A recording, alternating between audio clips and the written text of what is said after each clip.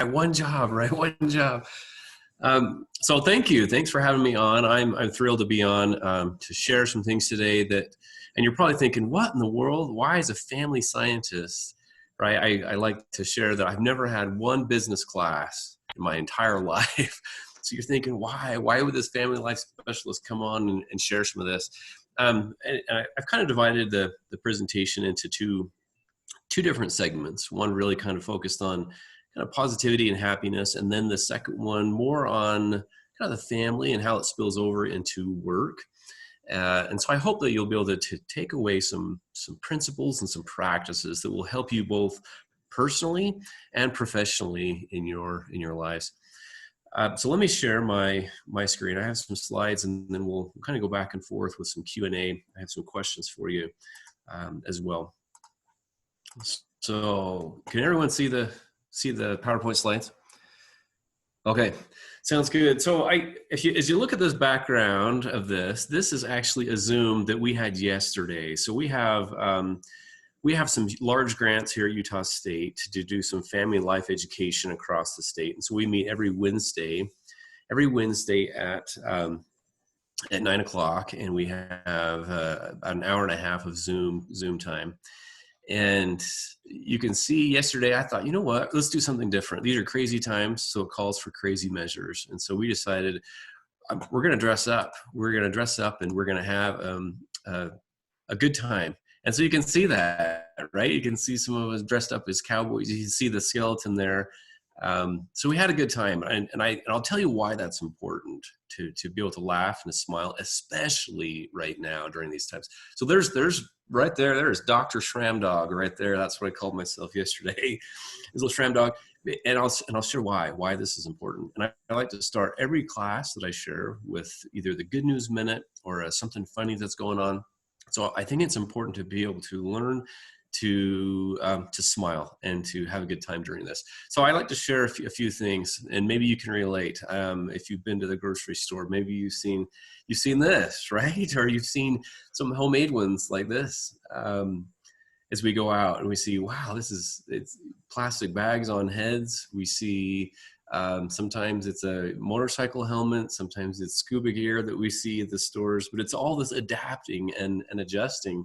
This is a favorite of mine. I think I wonder if she's getting more fumes or toxicity from that Scotch pad than safety. Let me ask you, and some of you may have some kiddos. So when another parent asks me how I'm managing my kids' screen time during this quarantine, this is one of these real questions. It's like, oh man, how do we do this? So a little bit of background. I have 4 kiddos, 3 teenagers and a 12-year-old that's almost a teenager. And so the tween teen stage, and it's difficult. We have a freshman at Utah State that has moved home now with us. So being able to balance all of this it's not easy. And I'm asked as an extension specialist a lot of questions about parenting in particular. I don't know. Some of you are isolation without kids. Many of you don't have kids right now. And I don't know if that's what it's like for you. But then those with kids, it's like this whole different, these stressors, and it's not easy. And they're under a lot of stress and strain. I don't know if you've seen this one or this meme. The hills are alive. Nope, the hills are closed. Everything is closed down. And there's, how many of you feel like that you've put on some pounds, or you feel like you've made dinner 395 times this month? It feels like, man, it feels like I'm cooking and I'm eating and I don't leave. Yeah, who can relate to this? It's just a difficult and an interesting time.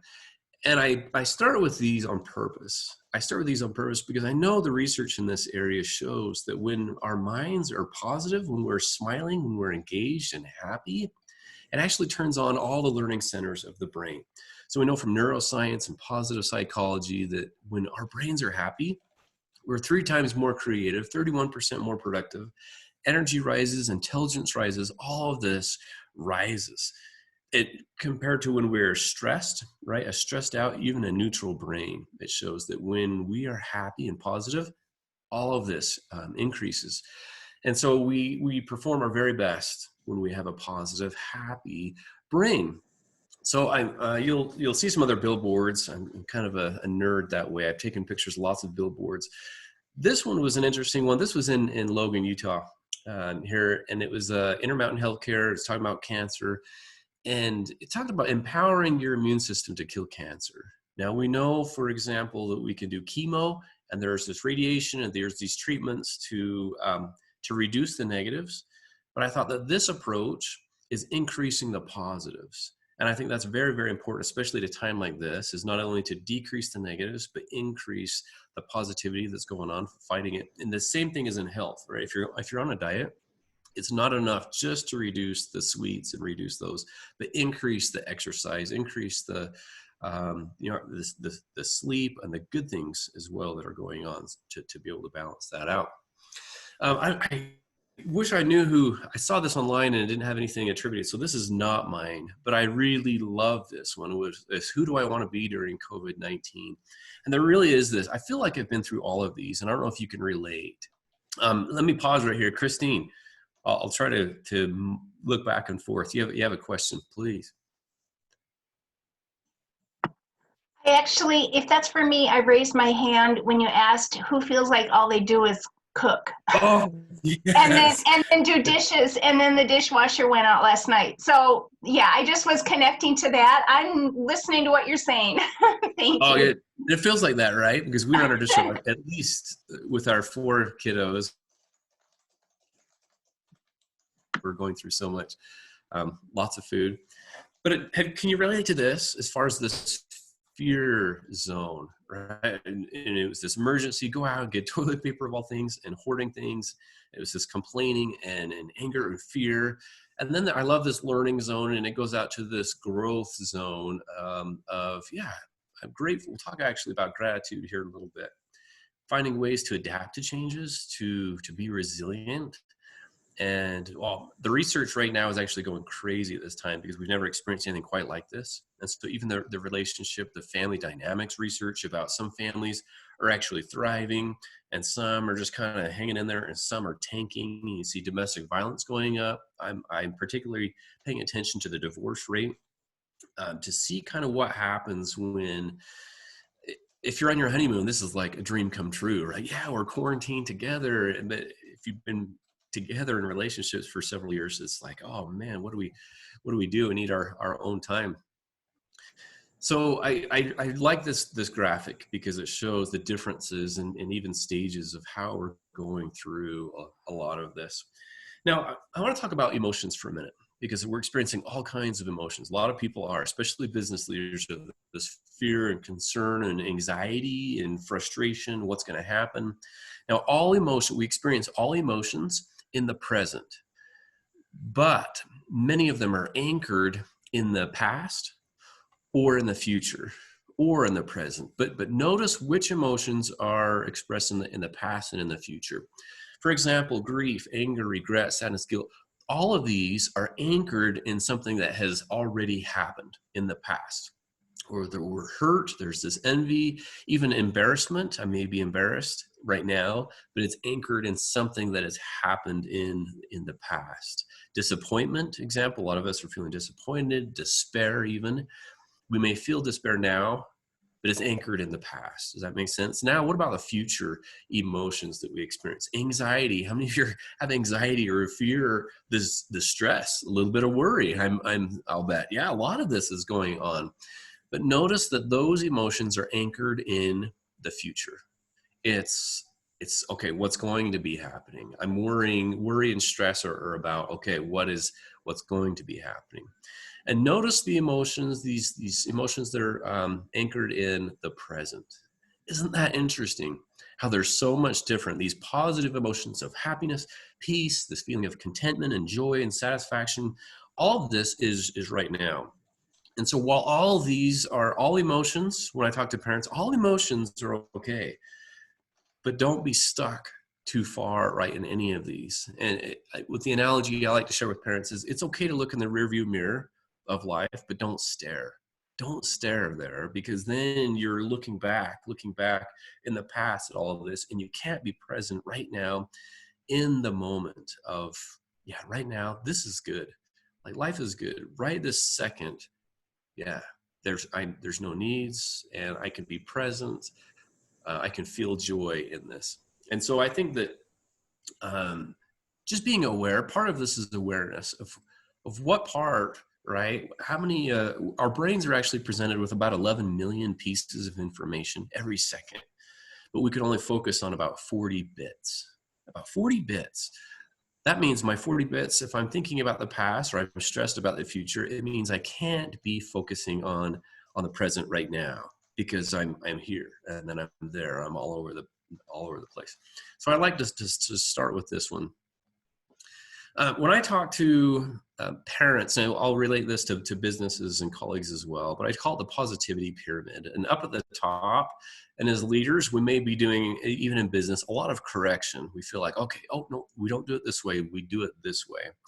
And regardless of the correction now with parents, they feel like they spend a lot of time in this area, especially right now. Dr. Dave, what do I do when my kids do this? Or homeschooling, all kinds of things with correction. Underneath that is teaching. We do a better job of teaching, even in the workplace, then we'll do less correction up at the top. But underneath this is, and now you just fill in the blank. It could be a manager relationship, right? It could be a coworker relationship, but you think of any relationships, when that relationship is not going well, this spills over into the effectiveness of your teaching and correction. For example, everyone in your mind for a minute, think of somebody in your life that just drives you crazy, that just drives you nuts, okay? That you're like, oh my gosh, just the way that they talk or they interact, this person drives me nuts. Now, let's think, if that person that drives you nuts, if they're like, oh, Kathleen, sweetheart, what you need to do here is, and if Kathleen, if she can't stand me and I try to teach her or correct her, it's not going to work, right? She's going to, as soon as I walk away, she's going to roll her eyes and she's going to elbow the person next to her and say, I'm going to do it this way just to tick this guy off, this boss or this person off. And so this relationship is key, whether it is, again, employer, boss, colleagues, that relationship is critical, And underneath that, and I'll talk a little bit about this one, is the positive, happy, flourishing person, an individual. This one, if things are not going well personally in your personal life, whether it's I'm dealing with depression or anxiety or mental health struggles, or I'm not sleeping well, that spills over into your relationships, which then spills over into your teaching and correction. So you can see that when I talk to families, this one is fundamental. Because when mama is stressed out and she's working 2 jobs, she's not feeling well, yeah, the kids are going to be like, yeah, everyone avoid mom. And that relationship is strained. The teaching and correction goes out the window as well. So remember that one, because that one is fundamental, and I'll come back to that one. So let's talk about happiness just for a minute. What contributes to happiness? We know from the research that about half of our happiness is inherited. So you can either blame or thank your parents. We have this genetic set point that kind of comes back, almost kind of like our weight. We have this kind of this set point, and that's about half. Now, about 10% of our happiness is outside circumstances. Money, the house, our marriage, and I would even argue right now with the pandemic that's going on, it only affects about 10% of our happiness. And stay with me on this, because you're thinking, oh man, what are you talking about? This has influenced my life and is sinking me. But only about 10%, I'll argue. And the 40%, that's what I'm going to spend a few minutes talking about. And that is our intentional activity, our thoughts and our actions. And so we can have a thought about the COVID-19 or the stress or the strain or the money or laying people off. But it's how much we dwell on that. Like going back to those other thoughts of the past, present, and future, your thoughts and activity really influence your personal well-being and your happiness. And so I love that, because that part gives me hope that says, yeah, that's why I start presentations with a little funny thing or, positivity, something to get the brain engaged and thinking on a positive mindset. Even smiling, laughing releases dopamine, which turns on all the learning centers in the brain. If you're looking for a good book, and if you have some downtime right now, you can order this one on Amazon, and it'll come the end of May, right? Because Amazon's so backed up, it feels like right now. But put this one on your reading list. So I buy this. This one is by Alex Korb. So he's actually out of UCLA. And I buy it by the dozens. So they may be out. And I give it away. I just give it away to people, because This is my favorite book on anxiety, depression, mental health. Hands down, it is very, very good. And it's talking about this upward spiral versus a downward spiral.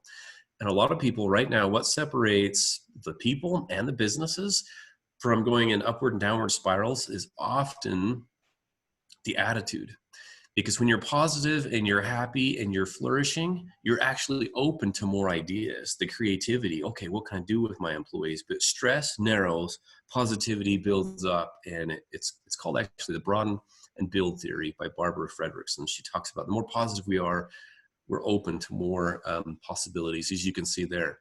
Contentment, hopefulness, and optimism, and it spirals upward. And again, I love that quote at the bottom. All of us would do well to place our efforts increasing the positives rather than simply avoiding the negative ones. So I'll share just a couple of these happy hacks. When I share presentations, about an hour, different keynote presentations around the country, I spend the entire hour talking about these happy hacks, but I've just chosen 3 today. The first one is, and it starts at the bottom, is just simply exercise, diet, and sleep. If I had one recommendation for people right now, it would to focus on these 3, because these influence, again, our relationships and every other thing that's going on in our lives. When we think this is not going well, this is out of whack, yeah, diet, sleep, exercise, those critical, and we know this, but those are foundational, fundamental to everything else that's going on. Because when we move our body, it moves our brain, and we can think more. We can have access to more, again, of the creativity and more of the frontal lobe. It's the rationals, the CEO, the decision-making part of our brain, when we've got more blood to it, and we can think kind of outside the box. So that one is a big one. Gratitude is a second one. Gratitude is huge. The research in this area has exploded, and it proves everything from mood, reducing anxiety, to reduction in suicidal thoughts, increases optimism. And here's one of the things if you're willing to try a new app, download the 5-minute journal app. Okay, so I've been doing it about 1.5 years now, just faithfully. Because I'm not a big journal writer as far as writing in it. My wife is, and our daughters are, writing in a physical journal, but this one is electronic, so I can take it with me, and it allows me to take a picture of the day. And I love that, because then I can scroll through and I can relive just by seeing a picture.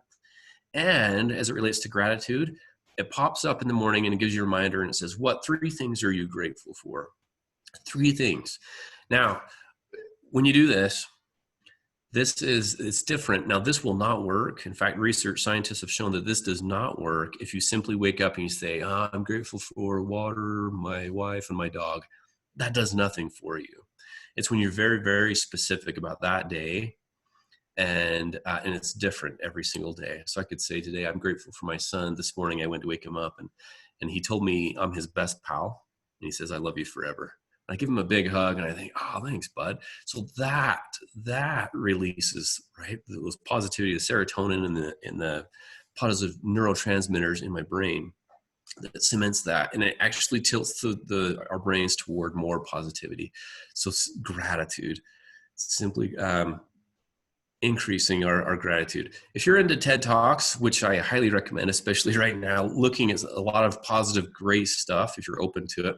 This one by David Steindl-Rast, Want to Be Happy, Be Grateful. He says this in it. He says, in daily life, we must see that it is not happiness that makes us grateful, but gratefulness that makes us happy.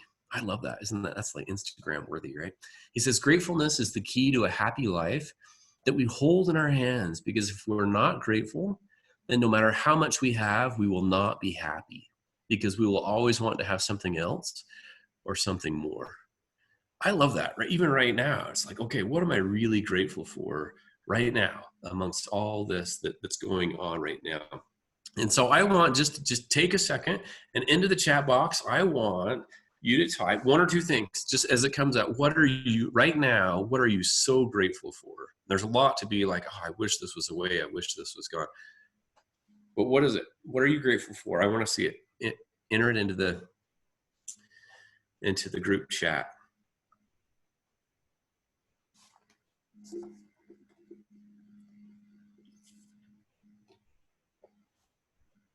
Yes, family, the rain, friends. Oh, yeah, this meeting, my wife, my family, solid finances, still having a job and family. Yeah, that's what all this is. The economic situation's awful, but being grateful for it. You do have community, friends.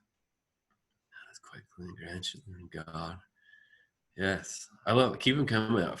Art, family's healthy. Chat with friends and family chats. Yes, my mother-in-law sent me yeast. That is awesome. I should take a picture of that one. This is fantastic. That's actually a bit the yeast one. My wife and I went to the store and could not find yeast. We've been to the stores and it's like toilet paper. That's from my grandmother. Communication. You guys are so kind. Working hard, planning their day, doing well, homeschool, teenage son. Yes, isn't this great? And simply doing that exercise and reading what other people are grateful for, and if you're smiling, do you see what it does? It changes almost immediately the mood. I love silliness too. If you can't tell, I'm one of those people that I love the humor and the having fun. Mm-hmm. Loans and grants. Oh yeah, the loans and the grants and the small business stuff that's coming out. The afternoon walks. Yes. And, being appreciated at work. That's huge. Yes. In fact, with that gratitude at work, 81% of employees in a recent survey said that they would work harder for a grateful boss. Isn't that amazing? And 35% report never being thanked by a manager. What? So one of the things that you can do if you're an employer, if you're a boss right now, if you have employees or even others, send them a text or an email or a phone call, and just let them know and be very, very specific. Say, man, I am so dang grateful for you. Send them that. Do it frequently. Send them and let them know how grateful. Yeah, new business, my daughter. Look at all this. This is awesome. Yeah, keep it coming. This is fantastic. I'll talk about another one of these, and that is, Reggie B, the survey. I'll send it to you. The one on the 81% and the 35%. Yeah, I actually have the source for that one, and I'll send it to Kathleen. Does that work? Okay, sounds good. Yeah, I'll send it to you. This is one of my favorites, RACs. I call it Random Acts of Kindness. We're actually going to practice this one right now. So what you're going to do, and it can go along with the previous one, but I want you, if you have access to a phone, I want you to, don't do it yet. So here's the instructions. I want you to send a random text of kindness, and it could be of gratitude or of love or appreciation. And it could be to your 89-year-old, right, grandmother, whoever that was, or mother, a family member, a friend, and be very, very specific. And just send them, hey, just want to let you know, boom. And so we're going to take a minute, and I'm actually going to do it too, because it's my brother's birthday today. He's 40 years old today. And I'm going to send him a little birthday wish right now. But everyone do it. Everyone do it just for a second.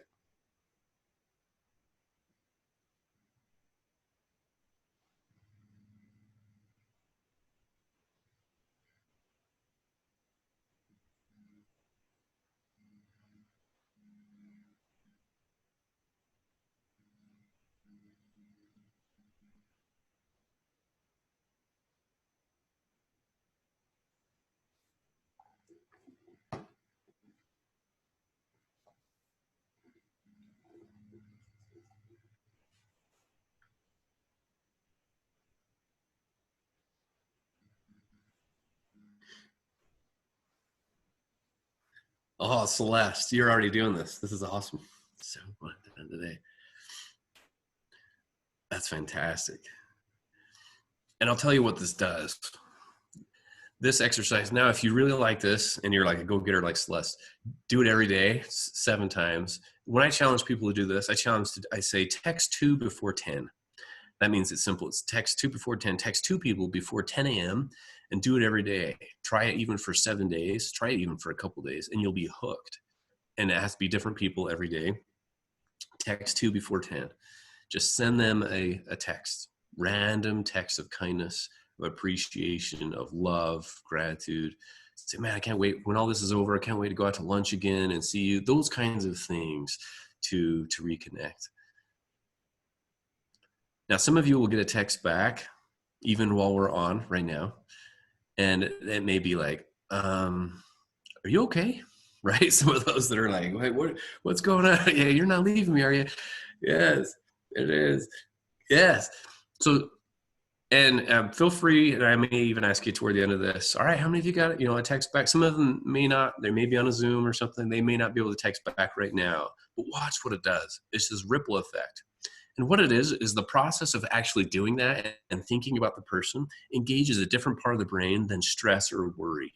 And so it takes it off of you and it takes it on to someone else, and you're thinking about someone else.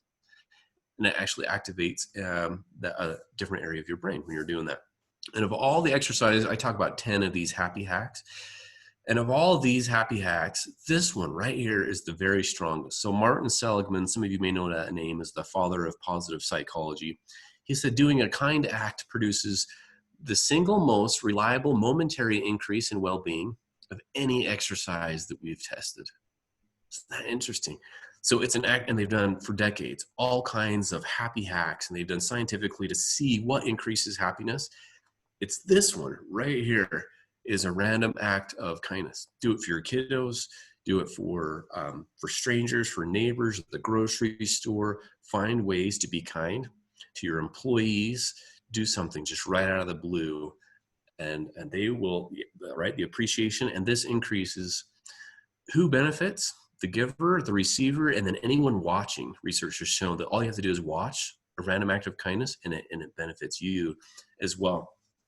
Yeah, so I'm just reading some of these. Yeah, calling someone is even better than texting, especially right now. I would encourage that is a call just right out of the blue, to call people and say, hey, I want to touch base. How are you doing through all of this? What can I do to help? So it could be calling, absolutely, random text of kindness, but reaching out and connecting. Yes, and they ask about you. Hey, how are you doing? How's it going? Good. Yeah, tip generously. That one's huge, especially right now, supporting your local business. Thanks, Leslie. Man, you guys have all kinds of, these are great. Keep them coming in the group chat.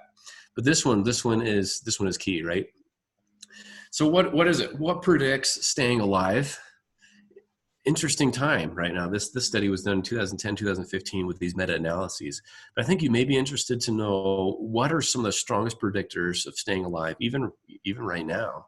So clean air, it's been interesting. I've even watched in some of California, like the before and the afters with this. It's been interesting to see all the pollution decrease. So it's not a strong predictor. Hypertension treatment, lean versus overweight, dive into the chocolate, man. Yeah, it's not killing you. No, go easy on it.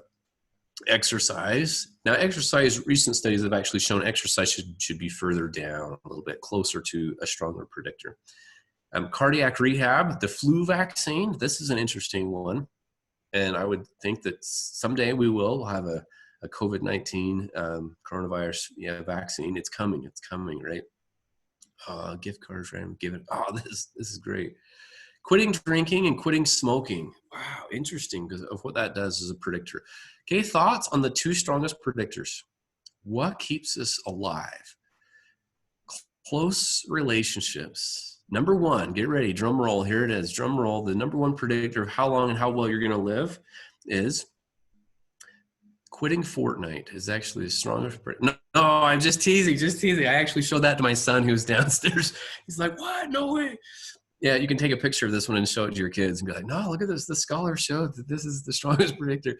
No, it's actually, and it shouldn't be surprising, it is social integration. Isn't that interesting? It's this. It's who you're spending your life with, both inside your quarantine home and someday when you get outside your quarantine home. It's that other 8 hours to 10 hours a day. It's the people at the post office, the grocery store, the friends, the people at church, your neighbors. Those integrations, it trumps everything else. In fact, if you don't believe me on this one, this is a great one, another great TED Talk by Robert Waldinger. If you haven't seen this one, he's done the longest study on life and happiness. It's like up to 85 years now, a Harvard study that they follow people. And this is a quote. He says, the clearest message that we get from the 75-year study is this: good relationships keep us happier and healthier, period. People who are more socially connected to family, to friends, to community are happier. They're physically healthier and they live longer than people who are less well connected. And good relationships don't just protect our bodies, they protect our brains. Yeah, it is. It's our community. It's the people that we reach out. It's our Zoom folk peeps, right? It's the people that we stay in touch with. And as great as Zoom is, it still doesn't replace that physical, right, closeness. I'm actually anti-social distancing. I know I shouldn't have said it. I'm more actually, I like the term physical distancing, 6 feet, because right now, the last thing we need is social distancing. We need social connecting. I just need to show all the government this. I actually texted our Lieutenant Governor Cox and said, please use the word social or physical distancing. And he is now in the news conferences every day at 1:00. We have this, and he's using physical distancing instead of social distancing because we need social connecting, not social distancing. I get the 6 feet. I just don't like the term. Let's see. Okay, let me pause here. There are many people who hate their job. What are your suggestions on how to help people in this situation as managers and leaders? Oh man, this is a good one. This is a great question as far as hating their job. Now, there's some different reasons for hating their job, right? It could be their personal life, their situation, and kind of what they're doing. It could be often that the people that they work with. We often hear that people don't leave jobs, they leave managers, leave their bosses. And so it's sometimes the mix. There's not a one seeing the environment around the best places to, oh man, and my connection looks like it's unstable. On my back, my connection kind of goes in and out. Okay. I'm actually going to come back to this one. Is that okay? Because I'm going to address it here in a second as far as what some of the best workplaces look like. So yeah, Christine, I'll come back to that. In fact, I'm transitioning to it right now. So good timing. That was a good setup. I call this the life pie of possibilities. We spend about 1/3-ish of our lives and I call it our personal lives. So these are flexible. Each of us, it's a little bit different. About 1/3 of our lives, many of us in our professional life, 8, 10 hours, 12, some of you is like 14 hours a day. And then 1/3 of our lives on average, I call it the pleasant life. This is when we're asleep, which on life, personal life. So roughly 1/3, 1/3, 1/3. And these definitely affect each other, right? When we don't sleep well, it's going to affect our personal life. It's going to affect our relationships. We're not as good at work. And I think that we get that. So I won't spend much time on that. But I will put this one in here. I asked 2 questions, and I talk about this in my TED Talk a little bit. I asked 2 questions to almost 2,000 people. This is when I was the professor. I asked them this. I asked, if I died tomorrow, what I'd miss the very most would be, and then have them fill in the blank, just 1 or 2 words. And I want you to take a second. I want you to answer that. If I died tomorrow, what I would miss the very most would be, what would you miss?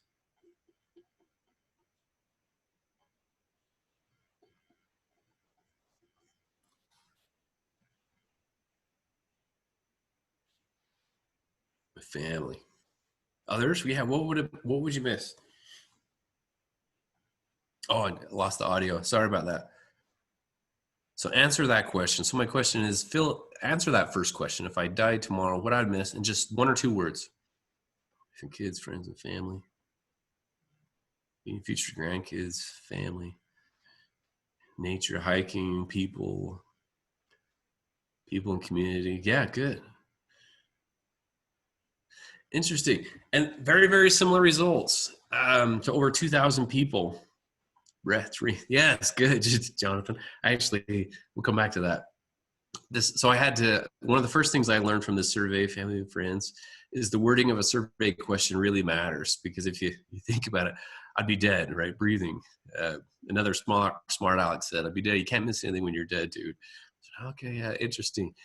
Some said Chick-fil-A. One person said that. I thought, interesting. Very interesting. Another person said my cows. But over about 86% said, almost 9 out of 10 said something about family, children, or relationships. Another 14% said life, laughter, experiences. Some said nature, nothing at all. That second question, about 45% said family, 23% said life is about happiness, serving others, a journey. But notice what's missing from that list. It's the words work and money. In fact, only about 1.7% said life is about work or money.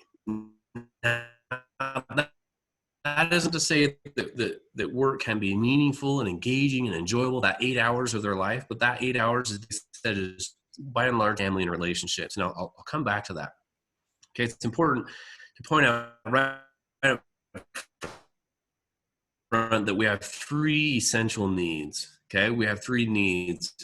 These are the needs for safety, physical and emotional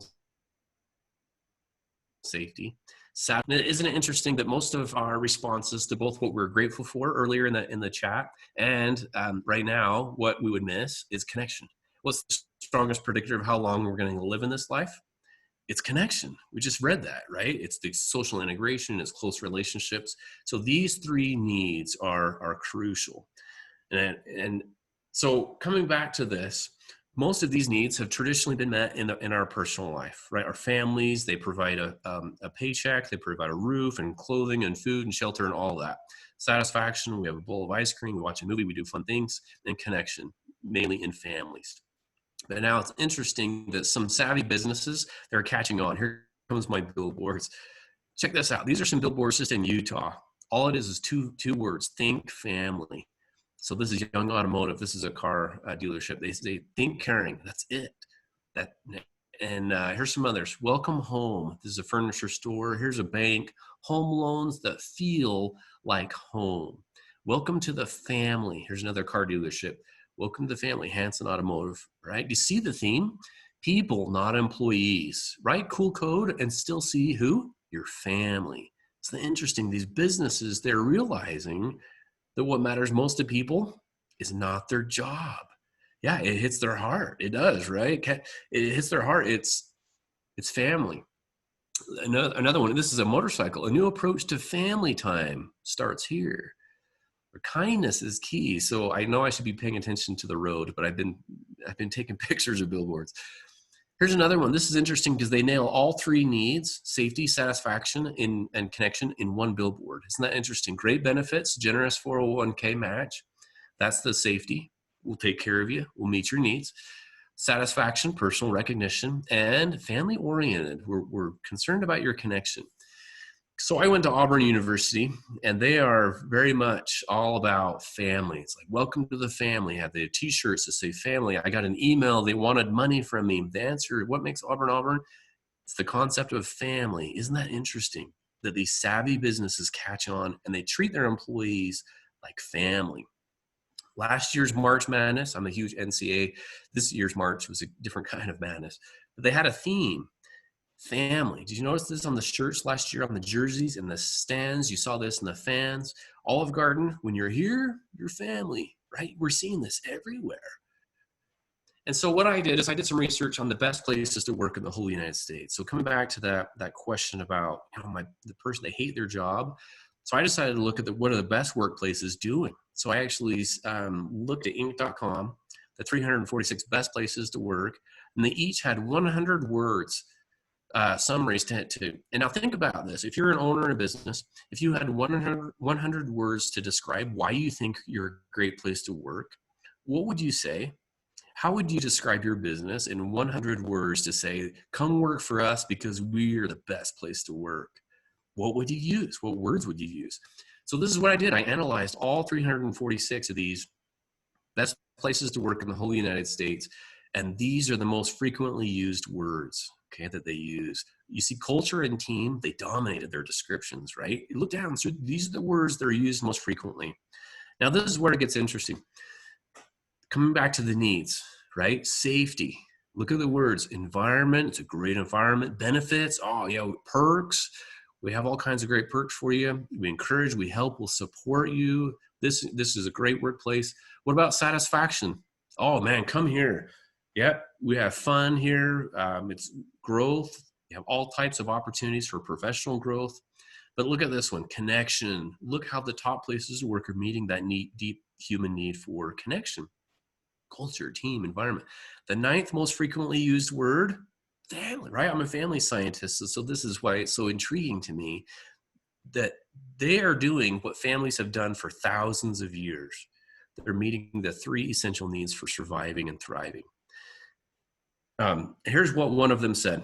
This is an actual quote. They said, "We have genuinely fostered a culture of teamwork, collaboration, and excellence, and each team member embodies our cherished core values that bind us together like family. We are not simply coworkers, but a family who all strive toward a common goal to help each other succeed in every way possible." So coming back to that question, someone that hates their job, you can't control another person's emotions and how they feel about the job. What you can control is the environment. That makes sense. Just like you can't make a seed grow, but you can control the environment. You can do sunlight, you can do good soil, you can do water. And so what you can control in a business is the environment, the culture, and not the person per se. But you can help them, you can encourage, you can provide, meet their needs of safety, satisfaction, connection, express gratitude, provide a fun and engaging place, listening to them. And then you can do all of that, but then it's up to them to choose whether they still hate the job or the work. And maybe it's not a good fit. I know that's a quick simplified answer to a big question. And we're almost done. So then we'll have some time here to go through some of these. But I wanted to find out what percent of employers feel like their employees. So I surveyed employees and I asked them about these three needs, and it came out about 36% of the employees said that their business meets all three needs: safety, satisfaction. They just hit it out of the park. About 37% said, I call it accomplishing businesses.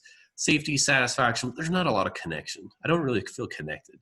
My boss doesn't know me, for example, or my coworkers, they're just coworkers and I go home. 22% are surviving. It's just basically, it's a paycheck. It pays the bills and that's about it. Not a lot of fun things that are going on. And about 5% that are languishing. That is, I got to get out of here. This is toxic. It's not even enough to pay my bills. So that gives you a little idea of what I found. And so I really, one of the takeaways, the points here is one of the best things you can do for your employees is treat them like family. You have humor, there's some time together, there's gratitude and recognition, there's random acts of kindness, there's commitment, there's generosity. It's the same types of things that make for a strong family. And we know this from the research. These are 10 characteristics that make for strong families. They make for strong businesses, strong workplaces, strong relationships, because a relationship is a relationship is a relationship, whether it's at work or at home. It's people skills, these soft skills that really benefit. So here's a final quote, and then I'll finally shut up here. In my TED Talk, I said this. I said, I realize that the very best places to work have a clear understanding that what is most important to their employees, it's not their job. Only 1.7% said, yeah, my work. It's their family. And when organizations and businesses focus on improving people's happiness, their health and relationships at home, when they're really concerned about the relationships at home, and they treat them like family at work, then those employees will gladly give their very best on the job. So I like to say that this is not a new normal, right? This is a new now. That things will come back, and it may take some time. But I don't like the new normal. I really think this is a new now, a temporary now. So, all right, I know that was a whirlwind. So fire away. Thanks, Dave. That was really helpful. So we're going to open up for questions now. This is part where everybody can ask any questions that you have. If you want to put them in the chat box, or if you want to raise your hand, take yourself off of mute. And we'll go from there. Zach? Yeah, hey everybody. Hey Dave. Awesome presentation. Loved it. Thank you so much for being here today. Really just curious, I don't know if it's on your TED Talk, but I love this information and I'd love to pass it along to other businesses who really need this message right now. Work a lot with businesses who are focused on culture building, but I think they really forget about this human connection element and how important it really is. I think they look at it, and I hear this a lot, but I don't really think they look at the stats that you shared today and understand really how critical it is. And I've seen it done well in companies, and I've also seen it done as just like, oh, we're just kind of checking that box. I'd love to just hear, what you recommend. How should companies kind of go about this based on what you've learned? Are there any other kind of tools or things that you recommend, or is it just sharing your TED Talk that also helps point this out? Yeah. Thanks, Zach. Yeah, the TED Talk does kind of go into more detail about the study and give some information, some suggestions. Um, but I would say there's really two ways, and this is kind of getting a little bit into philosophy, but there's really two ways that you can do any behavior, right? Because I could say, hey, thanks, Zach, and I could have it, be sincere, and I could see you as a person, or I could say, hey, thanks, Zach. And it sounds the same, but I could be doing it from two different ways, and I can see you as an object or seeing you as a person, right? And so really, fundamentally, it starts with a change of heart and a change of perspective about how I see people, how I view the world. Do I view people as an obstacle in my way, an object, or as a person that has hopes and dreams and as a real person that is struggling right now? And if I'm open to their humanness, then what I will say and do will come naturally and it won't be forced. I don't know if that makes sense, but you treat people as if they really are a person and you send them and say, man, I'm just really worried about you and your family, or saying, hey, and then being open to them. Hey, what do you guys want? What do you guys need? What would be helpful for you? Do you have suggestions? Being willing to listen to those three areas, safety, physical and emotional safety, satisfaction. Are there fun things that you would like here? And then connection. I had a dean that would take new professors out to lunch, for example, with just like three of us at a time, and say, hey, what can I do for you guys? What are you guys liking? What are you struggling with? And when I can really be open and honest and know that he's not going to like get after me, but first it's building the relationship, because you can teach this and you can correct people, but if that foundation is not going well, you don't have so a lot of it is at the work. And it's different. If you have a company of 1,000 people, you can't go out, right? It's different than if you have a company of 10 or 20, building that connection. But I see connection, then direction, then correction up at the top. But it's done in that order. But I think even below that, Zach, is that, how am I doing, right? Physically and, mentally, emotionally, that base, positivity, flourishing.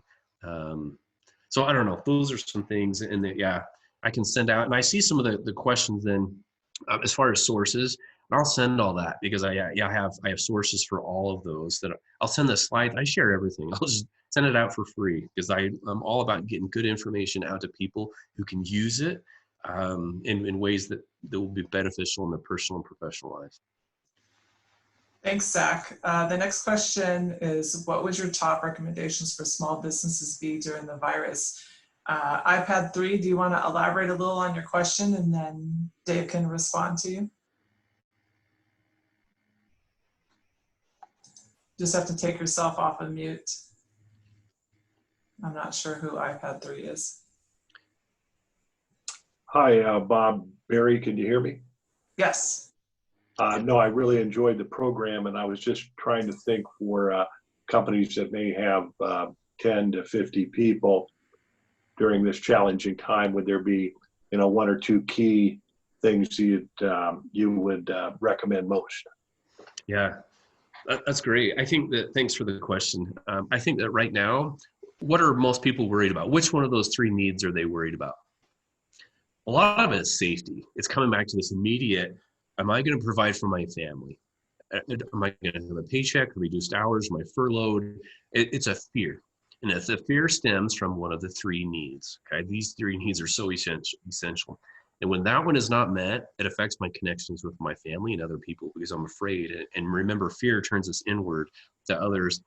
And being honest with them, and if you can be honest and say, hey, we're going to weather this, I'm not sure what this means, but not giving a false sense of, still it's going to be okay. Not this false sense of hope, but and every business is a little bit different with a small business.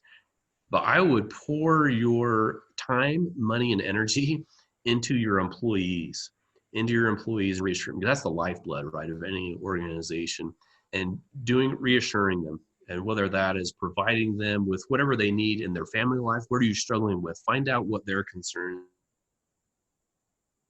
is. I would do a little assessment and say, whether it's a little survey, whether it's a little Zoom, and say, hey, talk to me. And talk to me about safety. What are your fears? What are your stresses? What are your concerns? And it may be financially, it may be my kids and I have no time, I don't know how to homeschool. Find out what that is. And then meeting satisfaction as well. What can I do to increase the happiness in my employees, the safety of my employees, in the connection. Reaching it, maybe it's with that few, it's sending a little happy thought of the day, or it's sending something positive, and say, hey, let's all work on this together, trying to find something that can bring you together and keep staying connected virtually. With, I don't know, have to get creative. I still come back to those three needs, because those are human needs, and when we don't have them, we will do anything. We'll even do deviant behaviors, right? We'll steal or rob or whatever to get those safety needs met. So that's what I would do. Thank you very much. Great question. We have time for probably one more question. John Novak, do you want to ask your question? Yeah, thank you. Can you hear me okay? Yeah. Okay, you know, this time has really been challenging, of course. I'm thinking about the culture and the business. We have about 150 employees, 7 facilities, mainly in Southern California. And early on with this, we let people go voluntarily on furlough if they decided, if they were just A, stressed, B, they had others to take care of. We had some pregnant gals that just didn't want to deal with it at all and got sent home. And I'm finding we're a family owned and operated business. We have several family members that participate, but as much as we say we're a family and culture, and I really like that because we do a lot of cool things for our family members, our employees, our team members. But I'm wondering, two questions I have.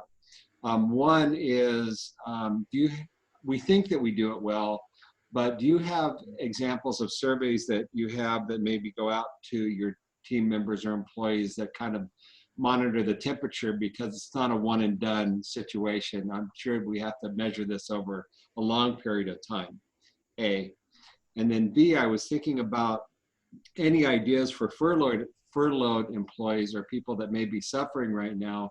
How do we reach out as a company, as a community? What can we do to help bring those people in? Because it's kind of an opportunity to demonstrate who we are and how our culture actually works when people are sick. Yeah, great questions. Thanks, John, for asking those. So the first one is some tools to kind of get some of the temperature of. I have some, I don't know, Kathleen, if I can send them to you and you can send them out to people. I don't know if you have everyone's email addresses or something on here. Some surveys that I did with a company of about 600 employees, and was able to kind of get the little temperature of how people are doing and what they're feeling. So I could send that out as far as a tool, kind of to assess, where are people at. With the furloughed employees, or those, how do I stay connected? Managers, right? Because one person I don't think can do it. One person can do some, but if you have some managers, if they have, reporting, John, up to certain specific people, having them staying in tune, having them stay connected with them, whether it's checking in, whether it's presenting positive, right, a thought of the day, or it's gratitude, it's appreciation, but doing something, and it may look different for others, but with that one, honestly, I think there's a lot of people here. I would love to hear others' thoughts on that specific one of what they're doing, or what they're doing if they share the concern, if they say, oh, John, this is what we're doing and we're finding it's working well. So I might throw that back at the group for a minute.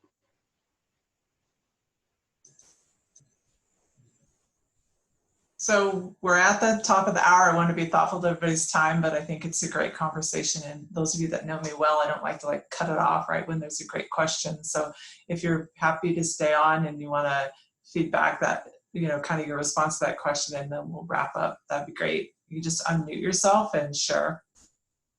Want to stay on? I see some heads nodding. Okay. I'll pipe in. Okay, Reg.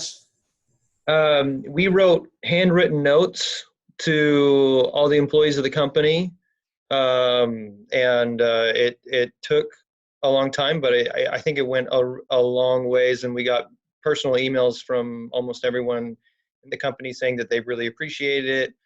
It was out of the blue and unexpected, but it was good, and it was just a way for them to stay connected to us, even though we can't interact with them even if they may be furloughed as well, we included those employees with a little bit of a different message, but it was really good.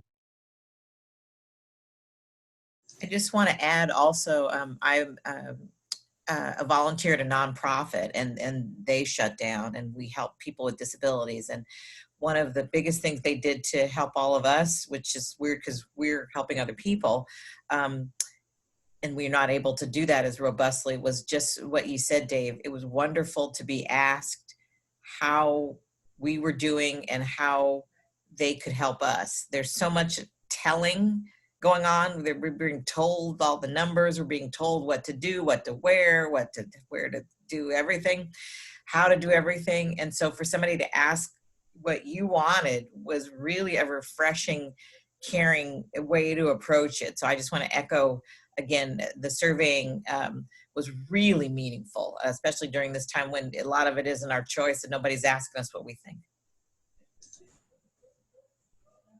Thanks, Leslie. Zach? Add in, there's a couple groups we worked with too. One has 150 employees and not a huge company, but they were feeling really disconnected. And so they just said all their team, they were doing a good job. They actually very quickly migrated to remote meetings and transformed their company, but their team members are feeling disconnected. So in an evening, we set up Slack similar to what we did here with our Drucker group. And what we did is we made it fun. Like we focused on the fun and the team building first. And we put in channels that let people kind of celebrate people helping each other out. We made a shout out app that you plug in, and then if you exude the core values, you got to shout each other out. And so we made it to where all of a sudden people were coming in, and it wasn't the managers anymore. It was actually just the people who were thanking each other, calling each other out, highlighting really cool moments, sharing little video clips, adding funny GIFs. And all of a sudden a disconnected team came to life remotely, not just on Zoom, because this isn't all day, but we needed something for them that enabled them to connect. And so just to point out, I mean, Slack's a pretty cool tool. It depends how you use it. And they really focused in on that community and the fun and the team building first before they got it into business. And then that enabled them to reconnect and get stronger on the business side, which is pretty cool. I love that, Zach, because again, coming back to the 3 needs, when people are satisfied and they're, especially right now, it's just tense and stress and worry, that something happens inside the brain. And you can, yeah, there's a funny thing, and it's okay, kind of permission to laugh, to have fun, and then to highlight something or a story. You'll never believe what happened to me today. And someone open to listening genuinely and having fun a little bit, it really does. It turns on all the learning centers in the brain. So you could, the fun ways of connecting, the one-on-one, the calls, the even sending them a book. Right? I don't know how long, again, Amazon is out, but hey, here's the upward spiral. Or another one that you could send is called Positivity. It's by Barbara Fredrickson. She's the leader in positivity right now. It's a great book. It's a great read saying, hey, everybody, here's a little reading. Let's do a book club. Let's get on and let's talk about positivity. Another one, authentic happiness, is great. So let's do a virtual book club. And let's read a couple chapters, and I'm going to send you the book, and let's stay connected and positive through this. But talking about one thing that I do is I start with the good news minute. And whenever I do teaching in a class, the first minute is always good news. It's, it could be a class of 400 students in this huge auditorium, and I just start, hey, tell me the good things that are going on. What's going on? And students are eager to share the good things that are going on in their lives. And that's what creates the upward spiral. Because you can talk, our brains are actually wired. So it's a 5-to-1. We're born with 5 times as many neurons. They're wired for negativity and threat, for every one that is wired for positivity and opportunity. So already it's a negativity bias. You're probably familiar with this negativity bias, where we are drawn to the news, the negative. We go right to it. That's why, right, the news cycle, they know this. They put out all this negativity and all these stories and stuff for every one positive story that they put out. And so it's conquering that negativity bias by starting with the positive, reframe the positive, pointing out people, the random acts of kindness, virtual kindness, whatever it is. Start by sharing the good. Great, thank you so much. Well, I want to thank everyone for jumping on today, and I especially want to thank Dave. We really appreciate everything that you shared, and thank you for also offering to share everything that you presented today. On behalf of the Drucker Global Family Institute, our partners Whittier Trust and BNY Mellon, our members, faculty, staff, and students, thank you for participating today. After this event, we're encouraging everyone to continue your engagement by logging into our Slack channels, which thank you to Zach for setting those all up for us, and take advantage of this growing community and resources on there. In closing, I think it's fitting to share one of my favorite Drucker quotes by Peter Drucker. The best way to predict the future is to create it. So let's do that together. Thank you everyone for coming on. Thank you for our members coming on. Thank you to our board trustee, Larry Taylor, who's on. And just really want to encourage all of you to go out and continue connecting with the community. Thank you all, and we'll see you again on Zoom. Thanks all.